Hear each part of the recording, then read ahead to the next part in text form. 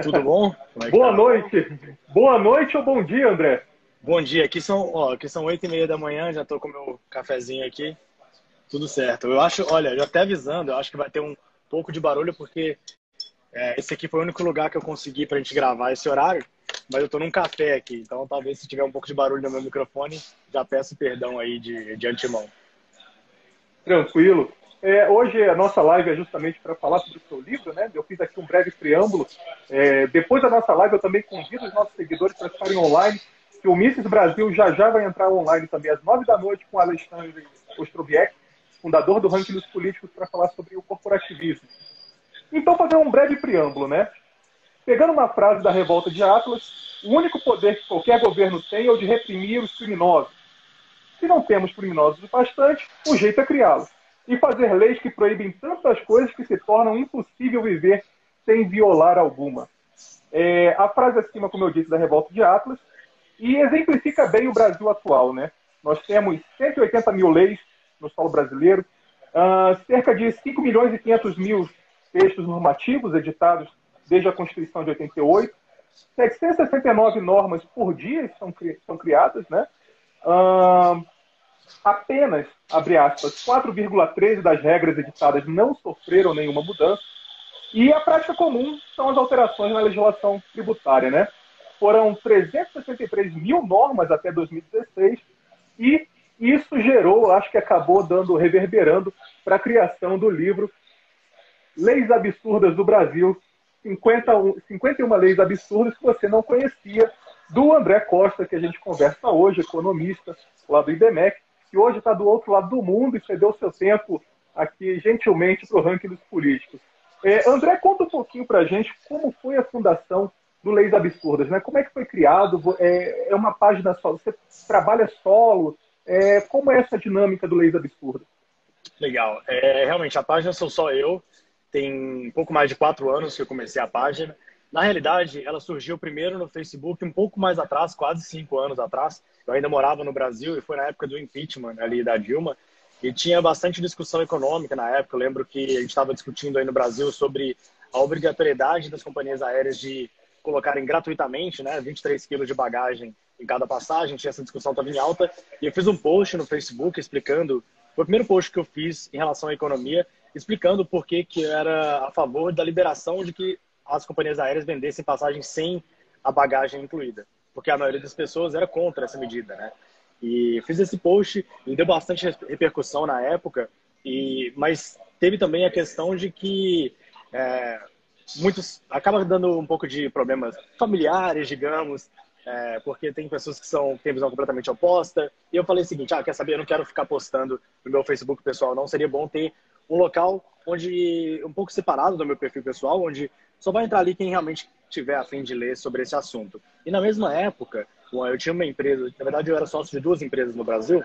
Uma delas era uma empresa de publicidade, em que a maioria das pessoas ali, na verdade, era meio que o meio a meio. Então tinha muita gente mais liberal e libertária, mas também tinha um pessoal um pouco mais esquerdista. E a gente tinha discussões bastante calorosas sobre questões econômicas, né? E aí um dos meus sócios, que também era mais liberal ali na época, ele criou no Facebook a página O Leis Absurdas e a gente começou a postar esses absurdos que a gente encontrava pelo caminho. Então, sempre que saía ali uma lei nova, a gente postava. Então, acho que a gente fez uns 10 posts só na época. Isso aí, como eu falei, foi uns 5 anos atrás. E largamos, e nunca mais pensamos nisso. Aquela citação que dura aí uma semana, duas, depois abrimos mãos. Isso foi em meio de 2016. E aí, em fevereiro de 2017, eu me mudei para a Austrália. E como eu ainda estava, na época, procurando emprego, etc., eu tinha até bastante tempo livre e eu falei, quer saber, acho que eu vou voltar a postar naquela página no Facebook. Só que aí, em vez de postar no Facebook, eu abri ela aqui no Instagram. Porque eu nunca gostei muito do Facebook, da forma como a dinâmica ele funciona. É muito, muito parecido com o Twitter, né? Onde o pessoal quer sempre lacrar e simplesmente isso. Não tem uma discussão legal igual acontece aqui no Instagram, essa proximidade com o público.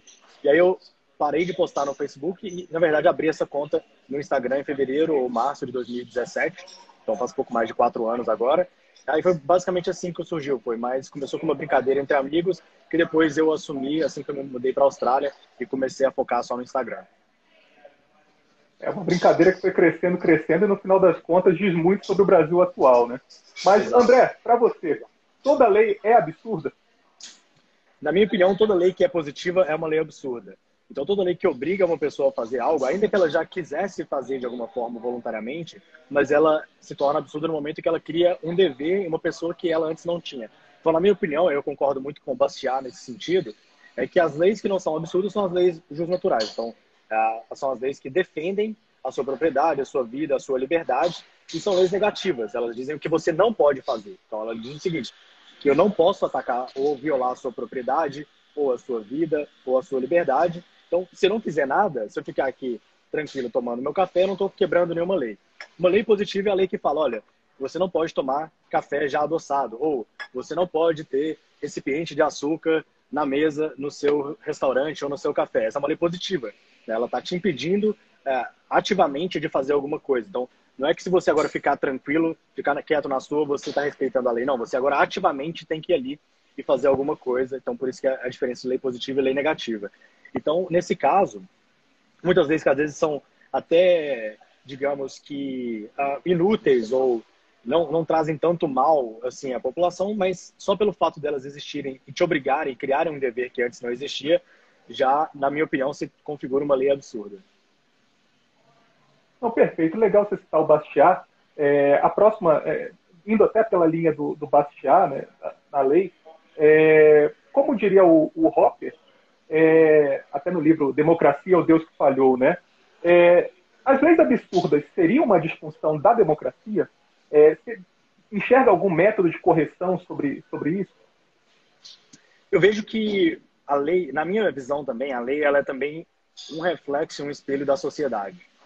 Então, eu vejo que quando a gente tem população que também clama, o Thomas Sowell falava isso, né? Quando as pessoas querem o impossível, somente os mentirosos conseguirão satisfazê-los. E é isso que eu acredito, que quando a população ela pede para que o Estado cada vez mais interfira em questões minúsculas do nosso dia a dia, aí sim os nossos políticos têm todo o palanque do mundo, todo o respaldo do mundo para criar absurdidades como eles criam atualmente. Ontem mesmo, eu postei sobre uma resolução do Inmetro que obrigava agora, eu sei que já tem alguns estados, algumas cidades que já tinham essa lei antes, tá? Mas é uma resolução nova do Inmetro que vai ser válida a partir de 1º de junho, que obriga todos os estabelecimentos do Brasil a venderem pão somente por quilo. Então você não pode vender mais pão por unidade, tá? E o que essa lei atrapalha? Acaba com o empreendedorismo. Exato, assim, será que no dia a dia ela vai atrapalhar tanto, vai mudar a sua vida pelo fato de que você agora vai comprar pão por quilo e não por unidade? Talvez não, mas é uma lei positiva. Ela fala, e eu recebi, logo depois de postar isso, eu recebi relatos de pessoas que têm padaria, ou que o pai tem padaria, que já levaram multa porque eles estão vendendo pão na unidade e não no quilo. Então, você olha que absurdo, você abre um serviço que você quer prestar para a sociedade, o cara tá ali, consumidor seu, querendo comprar o pão por unidade, para ele tanto faz, ele tá pagando por unidade ou por quilo, e não, você vai e leva uma multa porque você não cumpriu isso. Mas aí quando eu posto esse tipo de absurdo, e eu já estou 100% vacinado e acostumado contra isso, sempre vai ter, no mínimo, uma pessoa que vai ser a favor de... Eu posso postar lei, eu posso criar agora uma lei que não existe, eu posso pensar no maior absurdo do mundo, vai ter alguém que vai ali arrumar uma justificativa para essa. E foi o que aconteceu ontem. Eu tive pessoas defendendo a lei, porque é um absurdo mesmo você comprar um pão que não tem o peso que você imaginava que ele teria. Então a gente sempre vai ter pessoas defendendo. E é por isso que a gente tem políticos que utilizam isso como palanque. Ontem também, de novo, eu postei um deputado que ele fez um carrossel ali no Facebook, né, um post com vários posts juntos ali, dizendo quais foram os últimos projetos de leis que foram aprovados e que ele tinha sido o autor. E tem projetos inúteis, como o Dia do Vegano, Dia da Oração pela comunidade. E o cara posta isso, assim, fazendo propaganda desse mesmo. E quando você vai no comentário, você vê um monte de gente, parabéns, é você que é meu deputado, você que representa o povo, obrigado por pensar nos veganos. Então, esse tipo de coisa só acontece porque a gente tem palco para isso, né? Se a gente tivesse o cara postando isso e todo mundo no comentário falando, cara, você é idiota, o que Dia do Vegano vai mudar na minha vida? Você está usando meu dinheiro público para isso? Você está usando o dinheiro do meu imposto, o dinheiro do pagador de imposto para ficar fazendo gracinha, né, na Câmara dos Deputados? Pô, aí eu acho que o cara pensaria 2 vezes na próxima vez antes de ficar criando e divulgando esse tipo de coisa. Então, na minha visão, eu acredito que isso é muito também um espelho da sociedade. Não, certamente. A gente vai chegar lá, mas só fazendo um adendo, o ranking semanalmente divulga o bola dentro e bola fora da semana, né? 3 destaques positivos, 3 destaques negativos, né? E sempre, toda semana tem uma lei que realmente, um projeto de lei que é absurdo. E um deles chamou bastante atenção, que era, tem cerca de um mês, que o deputado ele projetou o combate ao idadismo, criou o crime de combate ao idadismo, que é o preconceito contra a idade. E pior, muitos dos nossos seguidores foram até a página do deputado e ele rebateu dizendo que não, realmente o idadismo é uma coisa muito séria que deve ser combatida no Brasil. Agora você imagina, em tempos de pandemia, com uma crise econômica, enfim, com tantos problemas que o Brasil tem, a gente realmente tem que se preocupar com o combate ao idadismo. Mas a gente vai chegar lá. Agora, partindo para um levantamento seu, né, em conjunto com o deputado Gilson Marques, vocês estimaram que um projeto de lei ele custa cerca de 9 milhões e meio, né? O que é menos pior, né? O que é menos pior para você? Criar datas comemorativas aos montes ou uma só lei de impacto fiscal de enorme relevância, né? Você vê essas leis inúteis como alguma forma de estratégia para travar a pauta com leis de impacto fiscal relevante? Boa pergunta. Primeiro de tudo, só dando os méritos aqui, porque quem levantou esses números foi o Gilson e a equipe dele, eles só me repassaram, então o mérito meu é só de divulgar, mas quem fez todo o trabalho foi o Gilson e a equipe dele. Mas realmente é um absurdo, são 9 milhões e meio que custa cada projeto de lei que foi debatido e 2 milhões e 400, quase 2 milhões e meio de reais por reunião que é feita no plenário. Então realmente um número absurdo. Em relação a leis inúteis, né, como por exemplo nome de rua, data comemorativa, voto de aplauso, na minha visão isso é menos pior do que uma lei que impede ou que atrapalha o empreendedorismo, por exemplo, ou como estatização de empresas, como a gente está discutindo hoje ali na página. Então, leis que realmente atrapalham a economia são das piores possíveis. Para mim, só perdem para as leis que realmente atrapalham a liberdade da pessoa. Do tipo, você não pode nem, por exemplo, acessar a internet, você não pode acessar esse site, você não pode casar com essa pessoa. Então, para mim, as leis que atrapalham a economia só perdem para esse tipo de lei que atrapalha a lei da liberdade individual mesmo. Mas leis inúteis, apesar de não atrapalharem a economia em si, como você falou, atrapalha pautas que poderiam ser importantes como revogação de leis inúteis e absurdas que existem, ou, na minha visão, simplesmente para jogar para a plateia, para essas pessoas que gostam de ver projetos de lei sendo criados que tem a ver com o grupo em que ela pertence. Então, dando mais um exemplo recente, a gente teve um projeto de lei que inclusive foi aprovado por unanimidade, que era o voto de aplauso para a Juliette do Big Brother, né? Essa lei foi aprovada por unanimidade. Então, o que essa lei tem de absurdo? Assim, ela vai atrapalhar a economia? O Brasil vai piorar economicamente por causa disso? Obviamente que não. Então, ela não vai alterar a vida de ninguém, mas é o dinheiro público. Tem que pensar o seguinte, esses caras só estão lá porque os salários deles estão sendo pagos pelo dinheiro do pagador de impostos. Então, é o dinheiro público sendo utilizado para discutir um voto de aplauso para um participante do Big Brother. E quando você posta esse tipo de coisa, e eu acredito que na minha página, na sua, o público já tem um pouco mais de consciência, já é um público também mais liberal, mas ainda assim, de novo, sempre tem aquela pessoa que acha que essa lei foi uma lei útil, que vale a pena realmente. Então, eu acredito que esse cara não só ele quer, às vezes, travar alguma pauta, pode até ser que seja o caso, mas é porque quando ele faz isso, o pessoal gosta. Então, o pessoal fala, olha, realmente eu acho que ela divulgou Paraíba, parabéns, você é meu deputado, você que propôs isso. Então, de novo, é porque o cara faz isso porque tem louco que ainda aplaude esse tipo de medida. Então, acho que talvez seja até para essa pessoa um ganha-ganha, porque ele consegue travar as pautas que ele não quer e consegue sair bem na fita.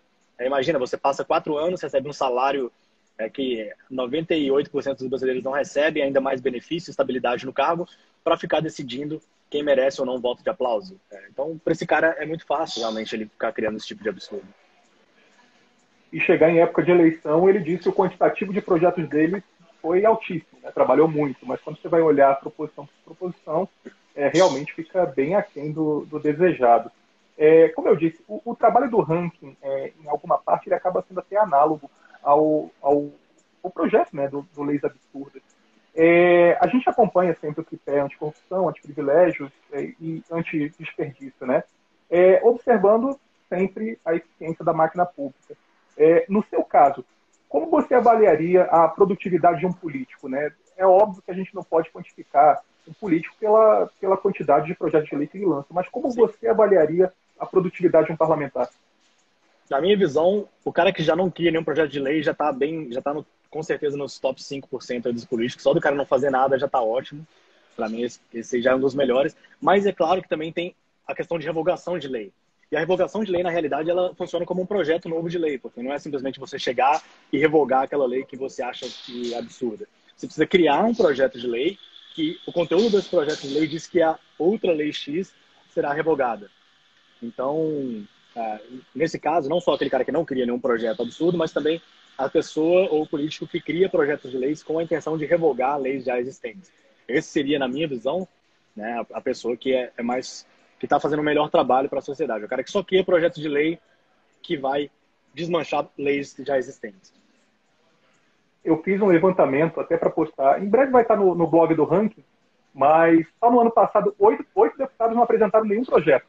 Ótimo, maravilha. Inclusive, excelente inclusive um deles, inclusive um deles do PT. Eles não apresentaram nenhum projeto. Assim, são deputados do Centrão e do PT, mas todos os 8 não apresentaram nenhum. E observando os últimos anos, né, de 2010 para cá, 2020 foi o ano com o menor número de proposições na Câmara, óbvio, até por conta da pandemia, mas diminuiu um pouquinho o número. Agora, ainda mais do PT, eu prefiro mesmo que ele não tenha nenhum projeto. Com certeza ele fez mais do que se ele tivesse criado alguma coisa. Um parlamentar do PT e os outros 7 são do Centrão, PSD, PP, PL, são desses partidos espalhados. Depois eu pego a lista. Eles vão estar no blog do Ranking. Né? Já dizia o ditado, muito ajuda quem não atrapalha. Então, o cara de não criar um projeto, eu já fico, olha, já tem meu respeito. Então, exatamente. A quantidade de projetos que é lançado diariamente, ela é exorbitante. André, você aí na Austrália, observando o sistema político australiano, tem algo que você conseguiria absorver ou ver que poderia ser absorvido pelo sistema brasileiro assim, a curto prazo? Alguma medida em comparação que a gente possa melhorar o sistema político brasileiro em comparação com o sistema político australiano? Bom, aqui na Austrália, muito semelhante ao que acontece em outros países do primeiro mundo, os políticos, na verdade, eles não têm tanto poder. Primeiro que a gente não tem um número tão grande, volumoso de cargos públicos igual a gente tem no Brasil, onde é absurdo, você tem centenas de vereadores numa cidade pequena, e depois com mais os cargos ao redor dele, então mais assessores e etc. Isso não existe, então é muito mais enxuto o número de políticos. Com isso, o número de projetos absurdos é obviamente menor também, mas eu vejo duas coisas além disso. Primeiro que não tem a população não tem essa necessidade de que os políticos criem cada vez mais projetos de lei, então a gente não tem isso acontecendo aqui como a gente tem no Brasil. E segundo, que os políticos não têm tanto poder assim, né? Então, no Brasil, a gente vê aí, troca o presidente, cara, você fica, agora vai virar Venezuela, ou será que agora vai virar um país? Ou troca só o prefeito, você fala, agora esse cara vai empacar meu negócio, vai surgir regulação disso, daquilo. Cada eleição é uma dor no coração que você não sabe o que vai acontecer. Aqui na Austrália não é tanto assim. Então, se você perguntar para o australiano, quem é o presidente, qual partido ele é, talvez ele até demore um pouco, assim, qual partido que ele é mesmo. Porque o cara não tem tanto poder de chegar e mudar a estrutura de um país como a gente tem no Brasil. Então, quanto menos poder, menos centralização a gente tiver nas mãos dos nossos políticos, eu considero que também já é um avanço. Não, eu concordo plenamente. A gente tem muito a avançar. O Brasil tem uma democracia muito recente, né? Essa é a grande verdade. A nossa história ainda é muito, muito curta, né? E nosso presidencialismo também é muito falho. Nós temos, depois de Juscelino Kubitschek transmitir a faixa para Jânio Quadros, nós só tivemos um presidente eleito transmitido a faixa para igualmente eleito, quando Fernando Henrique Cardoso transmitiu a faixa para o Lula. Então, só isso passaram quase 50 anos. É muito tempo. A nossa democracia, ela ainda engatinha. Voltando agora para a questão das leis absurdas, né? Você já conseguiu convencer algum parlamentar de que o projeto de lei dele era realmente absurdo? Eu já tive situações em que eu postei algum projeto de lei e logo depois eu recebi uma mensagem, um direct, uma mensagem inbox desse mesmo político dizendo que, olha, pode avisar seus seguidores que eu já tirei esse projeto. Às vezes tem algumas desculpas, do tipo, olha, foi o meu relator que errou na hora de falar um pouco sobre o projeto, ou teve esse erro, mas já tirei o projeto de pauta. Então já aconteceu isso. Eu nunca tive ninguém me dizendo que se convenceu pelos meus argumentos ou que fez alguma mudança por causa de algum post meu, mas já tive alguns políticos que me mandaram mensagem avisando que tinham retirado aquele projeto. Então eu imagino que isso de alguma forma, pelo menos, ou o post, ou pela repercussão que os seguidores tiveram também, a partir daquele post, fez com que esses políticos mudassem de ideia. Ainda bem que mudaram. Pelo Sim. menos menos um aí na máquina pública. Agora, observando, né, eu li o seu livro, assim, é fantástico porque se interessa mesmo por lei. Quando para ler, lê numa tacada só e é rapidinho. Ali, na manhã de domingo mesmo, eu terminei de ler. Mas, assim, até do livro mesmo, ou fora do livro, quais foram as leis mais absurdas que você já conseguiu mapear? Cara, é muito difícil essa pergunta, porque cada vez eu mudo de ideia, porque a gente tem leis absurdas em várias esferas diferentes, né? O livro começa já dizendo, é uma lei de Belo Horizonte, dizendo como é que você deve comer a sua batata. Isso tem que estar escrito, qualquer lugar que vende batata, tem que estar escrito qual a melhor forma de você comer aquela batata. Se é batata frita, se é batata assada, se é purê de batata. Isso é obrigatório, tá próximo das batatas que são vendidas em Belo Horizonte. Eu nunca vi isso, eu sou de Belo Horizonte, eu nunca vi nenhuma placa dessa, que é a famosa lei que não pegou. Mas a gente tem, no próprio livro eu falo também, a proibição de comer o ovo com a gema mole, que também é uma lei, assim, completamente absurda. Proibição de sal na mesa, também são leis absurdas. A gente teve proibição do desemprego, a gente teve ano passado um político proibindo o desemprego, falando que toda vez que tiver um desemprego, o governo é obrigado a contratar esse cara para fazer qualquer coisa. Então a gente tem absurdos em níveis diferentes, desde o que o cara vai comer, desde o que o restaurante pode servir. Tem leis dizendo que o café ele não pode vir adoçado, que tem que vir um café e o açúcar separado, que se vier junto é proibido. É incrível a quantidade de leis absurdas e de níveis diferentes de absurdos que existem. Como eu falei, tem absurdos econômicos, tem absurdos sobre liberdade individual, tem absurdos sobre o que uma empresa pode ou não pode oferecer, sobre como é que você deve comer a sua comida. A gente teve no Acre uma lei que proibia você ter uma abertura entre a cozinha e a sala, então a famosa cozinha americana, né, que é muito comum hoje no Brasil também, mas em outros países. Então era proibido você ter uma abertura entre a cozinha e a sala, você não podia ter uma abertura direta da cozinha para a sala de estar. Também não faz o menor sentido. A gente teve proibição do futebol feminino, mulheres não podiam jogar futebol no Brasil, na época de Getúlio Vargas. Então, esse tipo de... Assim, tem absurdos para todos os gostos. Eu sou carioca e, particularmente, eu vi que eu infringi uma lei que era andar com a mochila na parte da frente do corpo dentro de elevador. Eu não sabia da existência dessa lei, mas tem coisas bizarras, né? Teve uma outra que, olhando por aí algumas entrevistas suas, que eu ri bastante. Ri para não chorar, né? Que era a doação de sangue compulsória, não era Doação de isso? sangue compulsória, que aconteceu no ano passado. Você imagina, alguém do Doação de governo sangue tipo, compulsória. puxando pelo braço e fazendo doar sangue, à força, queira você ou não. Infração da liberdade total. Mas, A gente teve fora esse isso, ano também, uma super absurda aí que, incrivelmente, essa eu achei que não ia ter ninguém a favor, mas teve muita gente a favor da lei, que era a proibição de dar comida para moradores de rua. Então, uma lei que proibia, se não me engano, era em Curitiba, proibia as pessoas de darem comida para Curitiba, moradores de prefeito rua. Rafael Greca. E eu falei, cara, esse aqui não vai ter como. Eu já tenho 4 anos que toda vez que eu falo que não vai ter ninguém defendendo, aparece alguém. Eu falei, essa aqui não vai ter como. Pô, você tá lá, o cara tá passando fome, você dá a comida pro cara, e tem um político dizendo que você não pode ir lá dar uma banana, dar um pedaço de pão pro mendigo. E tem gente que defende esse tipo de absurdo, é incrível.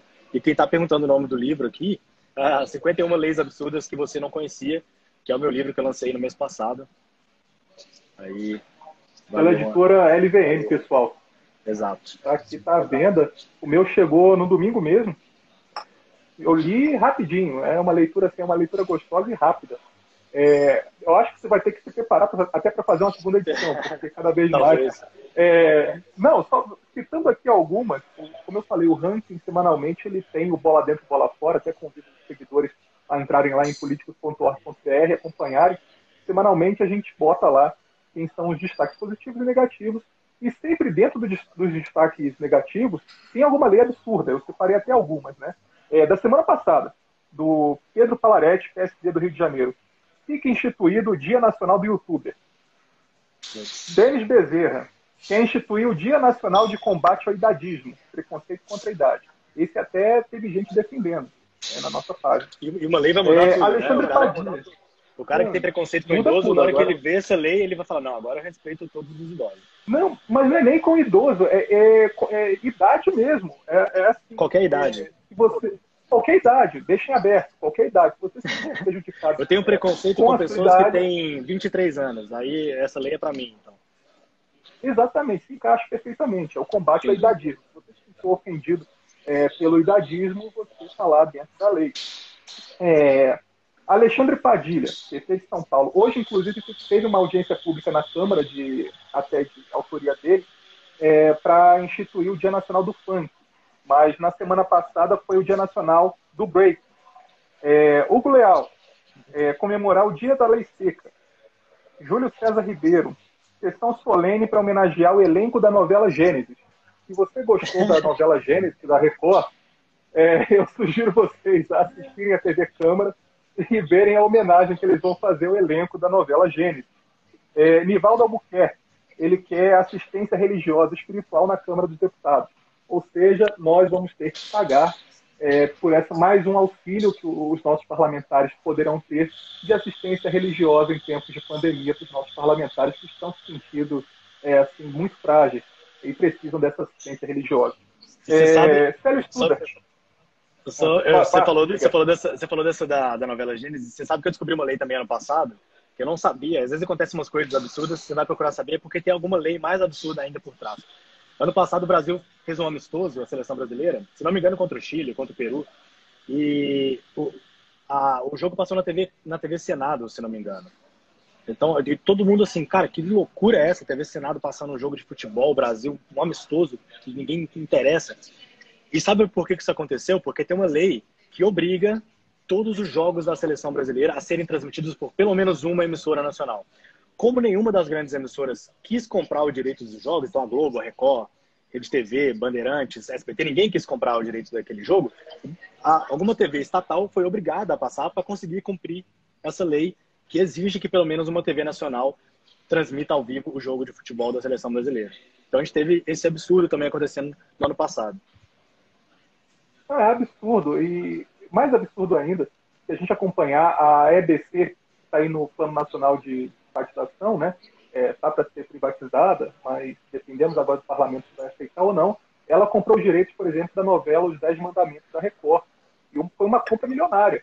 Então, assim, não é dinheiro privado, é dinheiro saindo para mais uma compra, enfim, no mínimo, questionável.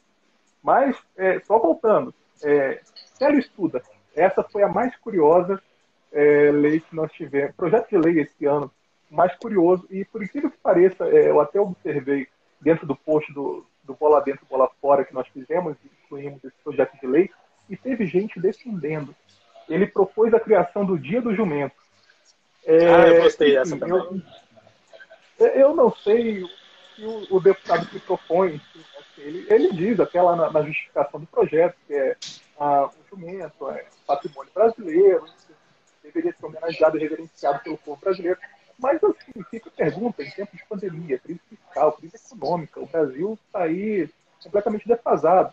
E um deputado perde seu tempo ao custo ali, 9 milhões e meio, né, de tramitação de um projeto de lei para escrever sobre o Dia do Jumento. Tereza Neumann, nós tivemos ali em cima o combate ao idadismo, a Tereza Neumann, ela apresentou um PL para substituir as expressões idoso e idosos por pessoa idosa e pessoas idosas. Eu vi isso aí, inclusive no Estatuto da Pessoa Idosa, não no Estatuto de Idoso.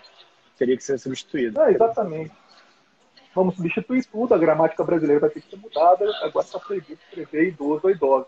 Teve um projeto que eu postei em 2017 que queria alterar, sabe essa plaquinha do idoso que você às vezes vê dentro do ônibus, por exemplo, que é um círculozinho, aí tem aquele cara de bengala, né, que é para indicar um idoso. E tinha um projeto que queria que essa placa fosse extinta, porque é um preconceito contra o idoso achar que todo idoso usa bengala. Então, tinha um projeto de lei que queria proibir e criminalizar a placa que tivesse um idoso de bengala. Enfim, isso trava a pauta muitas vezes. O processo político ele acaba ficando enterrado por conta disso. Em vez de nossos parlamentares perderem tempo, como hoje, por exemplo, nós tivemos audiência pública sobre o Dia Nacional do Funk. Então, enquanto a Comissão de Cultura estava debatendo esse tipo de coisa, a gente poderia estar debatendo outras pautas mais importantes, a questão da vacinação. Enfim, tem outras questões que o Brasil poderia estar gastando muito mais o seu tempo, mas o parlamento, infelizmente, ele prefere ficar gastando seu tempo nesse tipo de coisa. André, seu livro a gente encontra, além da Amazon, mais algum canal? O canal direto de vendas só pela Amazon. O link tem um link na minha bio. Se não me engano, lá na LBM também, no perfil da LBM, vocês conseguem encontrar o link. Mas tem lá na bio do meu Instagram do Leis Absurdas. E quem for direto também na Amazon, colocar 51 Leis Absurdas, vai também encontrar o livro lá direto no site da Amazon. Não, é facinho, eu recomendo. Mais uma vez está aqui, pessoal. Leis Absurdas do Brasil. Eu acho que vai ter que fazer uma segunda edição, como eu falei, porque realmente são muitas. Cada vez mais, toda semana pelo menos a gente tem um. Só isso, a gente ao final do ano certamente já vai preencher um novo livro. André, te agradeço demais o seu tempo. Você está aí do outro lado do mundo, já é bem cedinho aí. Agradeço demais por ter participado, ter topado aqui o nosso convite. Te parabenizo pelo livro que você escreveu e pelo seu trabalho também com as Leis Absurdas. Eu acho, como eu falei, o trabalho do ranking, de certa forma, ele acaba sendo análogo, né?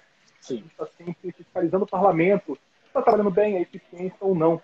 E conte conosco aí no seu trabalho, viu? Obrigado. Eu que agradeço o convite. Eu sou um grande fã do Ranking dos Políticos há muito tempo. Parabéns pelo trabalho de vocês também. Valeu por essa conversa. Obrigado por ter adquirido o livro. Valeu pelo feedback também. Acho que você foi a primeira pessoa que já leu o meu livro, que pelo menos eu sei que leu do começo ao fim.